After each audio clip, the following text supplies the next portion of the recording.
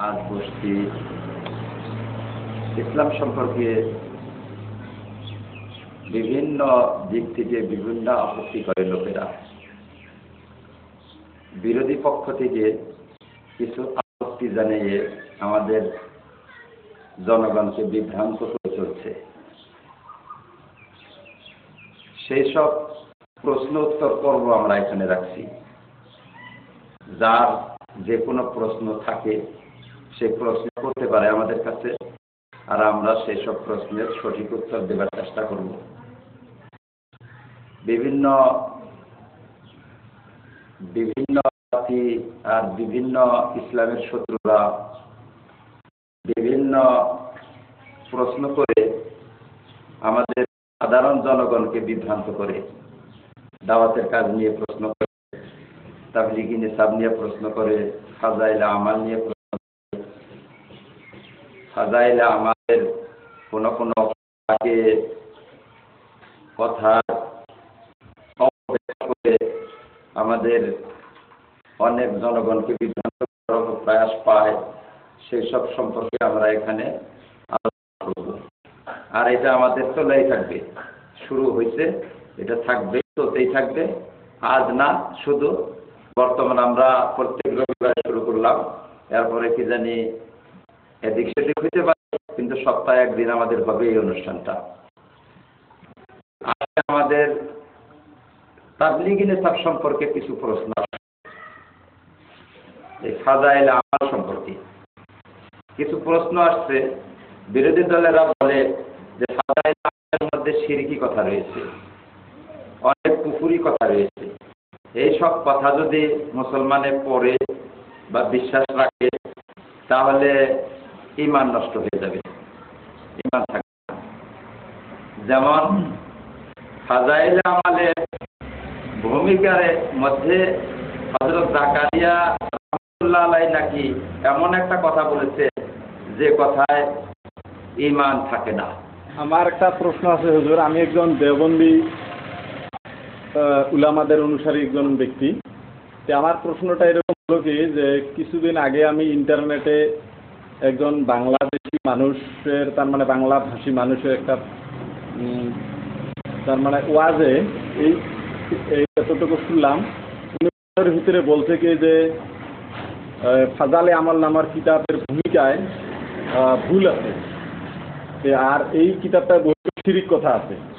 যে আমরা তো শোনার পরে আমরা ভাবছি যে এই লোকটা নিশ্চয় তার মানে ইসলামের বিরুদ্ধবাদী হব।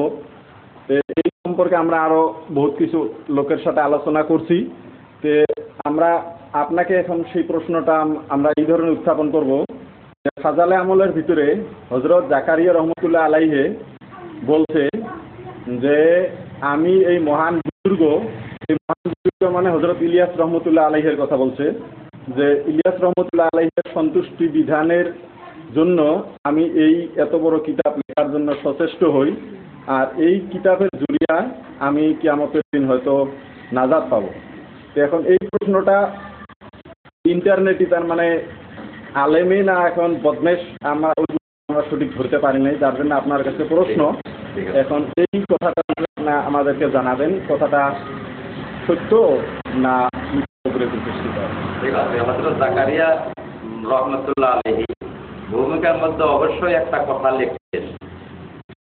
আমি দেখাই দিতেছি আপনাকে। তিনি লিখছেন যে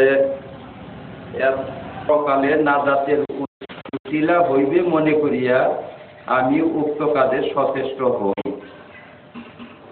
বিরুদ্ধবাদীদের প্রশ্ন এখানে যে হযরত জাকারিয়া রাহমাতুল্লাহ আলাইহি হযরত ইলিয়াস রাহমাতুল্লাহ আলাইহির সন্তুষ্টি অর্জনের জন্য এত বড় কিতাব লিখলেন।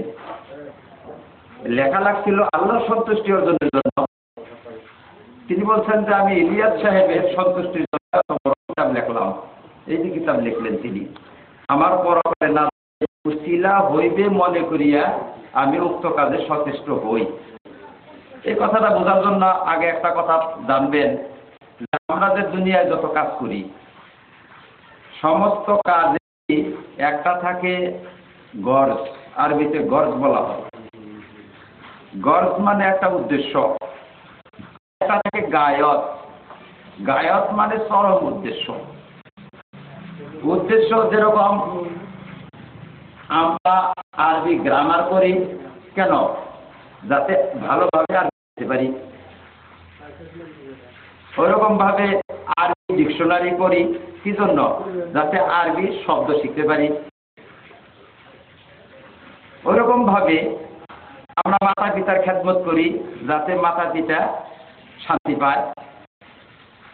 গরিবকে দান দক্ষিণা করি যাতে তাদের অভাব দূর হয়। ওইরকম স্বামীর খেদমত করি যাতে স্বামী আমার উপরে সন্তুষ্ট থাকে। স্ত্রীর জন্য খেদমতের ব্যবস্থা রাখি যাতে স্ত্রী সন্তুষ্ট হয়। এক কথায় অনেক মানুষের শান্তি, অনেক মানুষের তুষ্টি কামনা করে আমরা অনেক কাজ করি। মানুষের তুষ্টি যদি শিরিক হয় তাহলে স্বামীর খেদমত করাও শিরিক হবে, স্ত্রীর খেদমত করাও শিরিক হবে। আসলে প্রত্যেক কর্মের ফলাফল এবং বিধান নির্ভর করে গায়াতের উপর। গায়ত যদি ভালো হয় তাহলে কাজের বিধানটা ভালো হবে, আর গায়ত যদি খারাপ হয় তাহলে কাজকে খারাপ বলা হবে। যেমন আমি আরবি শিখলাম কেন? আরবি ভাষা শেখার জন্য। আরবি ভাষা কেন শিখবে? বলবেন যে আরবি ভাষা শিখবো কোরআন অধ্যয়ন করার জন্য। কোরআন অধ্যয়ন কেন করবেন? যাতে ইসলামকে মিটাবার পারি। এই আরবি শিখা আপনার জাহান্নামের কারণ হয়ে গেল। যদি আর বিপরীত হয়, আরবি ভাষা কেন শিখবেন? কোরআন অধ্যয়ন করার জন্য। কোরআন অধ্যয়ন কেন করবেন? ইসলামকে যাতে জিন্দা করতে পারি। ইসলামকে জিন্দা কেন করবেন? যাতে আল্লাহ সন্তুষ্ট হন। গায়ত যেটা আমাদের আরবি শিক্ষার গায়ত চরম উদ্দেশ্য যেটা, সেটা হইতে আল্লাহকে সন্তুষ্ট করা। গায়তের আগ পর্যন্ত যে সমস্ত কথা আমরা বলি এই কথার উপর নির্ভর করে না বিধান, ফলাফল নির্ভর করে না। ফলাফল নির্ভর করবে চরম উদ্দেশ্য যেটা হবে আমাদের সেটার উপর। যেমন সাধারণত আমরা বিভিন্ন শাস্ত্র পড়ি, যদি বলা হয় যে ঠেকা শাস্ত্র কেন পড়ো? বলবে যে আমি ব্যবহারিক জীবন জানার জন্য। ব্যবহারিক জীবন জানার জন্য, আমার মাকে সুস্থ করার জন্য, আমার বাবাকে সন্তুষ্ট করার জন্য, আমার স্ত্রীকে সন্তুষ্ট করার জন্য, আমলা কামলাকে সন্তুষ্ট করার জন্য। এরকম তো হাজার কাজ আমরা করি। আর কাজ করলেই যদি শিরিক হয়ে যায় তাহলে তো সব শিরিক হবে, কোনো মানুষ শিরিক থেকে বাঁচতে পারবে না। ওই জন্য এগুলা শিরিক না। হযরত ইলিয়াস রহমতুল্লাহ আলাইহি বলছেন যে হযরত ইলিয়াস রহমতুল্লাহ আলাইহি কাজ শুরু করছেন। কাজ শুরু করার পরে হযরত জাকারিয়াকে বলছেন যে তুমি তাবলীগের কিতাব লেখো। এবার তাবলীগের কিতাব কেন লিখবেন? শেখ জাকারিয়া বলতেছেন যে আমি তাবলীগের কিতাব লিখলে বহুত বড় উনি সন্তুষ্ট হবেন। উনাকে সন্তুষ্ট কেন করবেন? যাতে আল্লাহ সন্তুষ্ট হয়। এই পর্যন্তই শেষ না, উদ্দেশ্য চরম উদ্দেশ্য এটাই না। উদ্দেশ্যের আবার উদ্দেশ্য থাকে। হযরত ইলিয়াসকে সন্তুষ্ট করবে যাতে আল্লাহ সন্তুষ্ট হয়।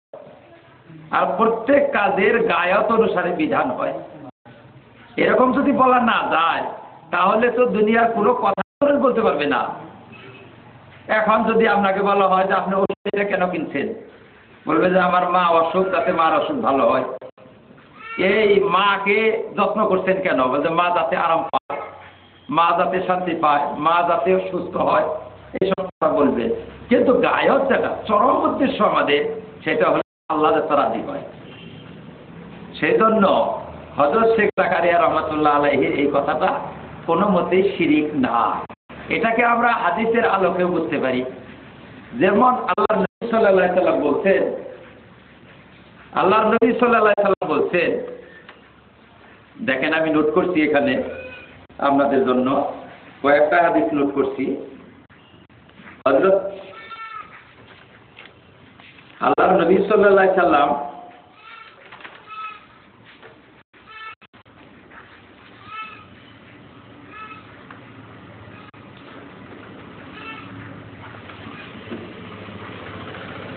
রেজাল রব্বি ফি রেজাল ওয়ালিদি ওয়া সাকাতুর রব্বি ফি সাকাতিল ওয়ালিদি।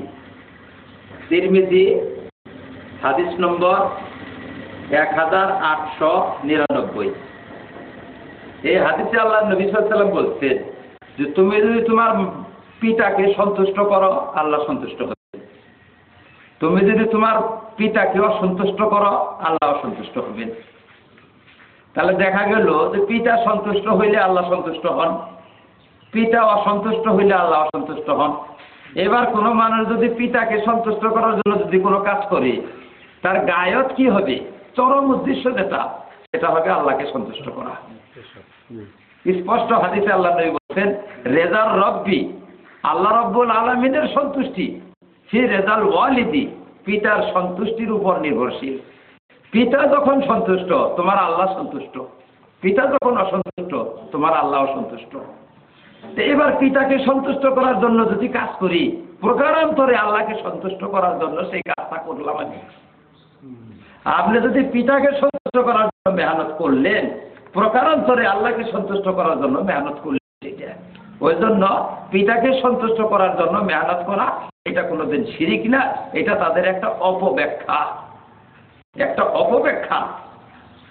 গৃহস্থ অনেক সময় কামলাকে খুশি করার জন্য ভালো খাবার দেয়, কামলাকে খুশি সন্তুষ্ট করার জন্য। গরিব লোক আমার বাড়িতে কামলা দিতে, যাতে লোকটা সন্তুষ্ট হয়ে যায়, যাতে লোকটা সন্তুষ্ট হয়ে যায়, যার জন্য ভালো খাবারের ব্যবস্থা করেন, ভালো খাওয়া দাওয়ার ব্যবস্থা করেন লোকটাকে সন্তুষ্ট করার জন্য। এই সন্তুষ্ট করাটা এটা শিরিক না। এই সন্তুষ্ট করাটার উদ্দেশ্য হচ্ছে যে গরিব লোকটা সন্তুষ্ট হইলে আল্লাহ সন্তুষ্ট হবেন।